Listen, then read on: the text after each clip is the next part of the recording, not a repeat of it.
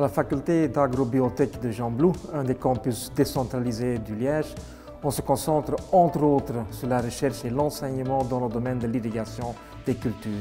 Quand on parle d'irrigation, on pense tout de suite aux techniques et à l'ingénierie des systèmes d'arrosage. Par contre, la dimension socio-économique de la gestion de l'eau est tout aussi importante. Nos bio-ingénieurs doivent développer des compétences techniques d'analyse, de conception des solutions et de mise en œuvre de projets.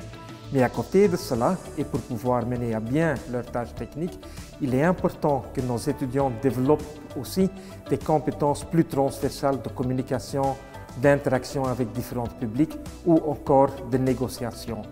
Cette simulation développe ce pan de leurs compétences, tout en s'inscrivant dans un domaine technique qui fait partie de leur discipline.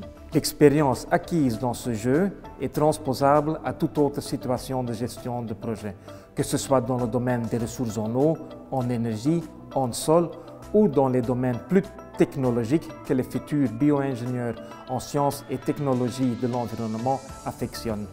L'objectif de la simulation, c'est de mettre les étudiants dans une situation immersive dans laquelle ils prennent la place de gestionnaires agricoles qui doivent s'organiser pour gérer collectivement une ressource en eau limitée. On dépasse le côté technique de l'irrigation abordé en cours pour se mettre à la place de quelqu'un qui va directement bénéficier d'un projet d'aménagement conçu par des ingénieurs. L'intérêt de l'activité est de laisser les étudiants construire leur propre gestion de l'eau avec l'infrastructure en place.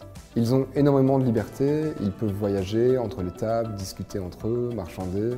Ça mène à beaucoup de situations assez comiques, mais c'est impressionnant de voir à quel point les interactions que l'on retrouve dans le jeu reflètent plutôt bien ce qui se passe dans la pratique. Ensuite, on prend le temps de débriefer entre les phases de jeu pour mettre en commun les apprentissages et les ressentis, puis on en tire une liste d'actions qui favorisent ou non la réussite de la gestion. La leçon clé à tirer de cette expérience est qu'au-delà du côté technique, un projet doit prendre en compte le fonctionnement de la société dans laquelle il s'implante pour que sa mise en place soit une réussite.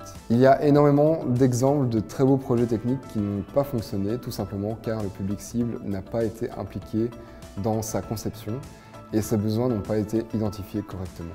Il y a quelques années, le jeu se pratiquait sans ordinateur. La simulation avait alors un côté dynamique avec l'échange de données sur support physique comme du papier. Désormais, avec l'application en ligne, les joueurs ne se contentent plus simplement de récolter des données, ils prennent directement part à l'action. Le jeu possède à présent une vraie identité visuelle et un cadre fixe, permettant de le transmettre facilement. L'application en ligne permet de faire cela, les informations sont échangées en temps réel entre les joueurs, ce qui permet de dynamiser leurs interactions.